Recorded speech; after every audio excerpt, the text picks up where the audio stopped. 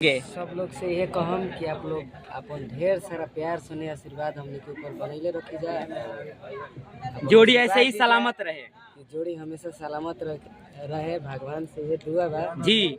और 2 से 3 आप जल्द से जल्द इसके लिए क्या कहिएगा? 2 से 3 जी 5 साल टाइम बा अभी जी, अभी समय है। भोले बाबा। चलिए बहुत अच्छी बात है बड़े भैया। ठीक है बड़े भैया, ठीक है चांदी जी नमस्ते। और आप देख सकते हैं साथ में शिवानी सिंह भी आरती सजाई हुई है, हाथ में ली हुई है शिवानी सिंह। देखिए उनके चेहरे पर बहुत हंसी है, मुस्कुराहट है, क्योंकि उनका बहरी बहन का शादी होने जा रहा है। जयमाल की तैयारी चल रहा है जोरों शोरों से।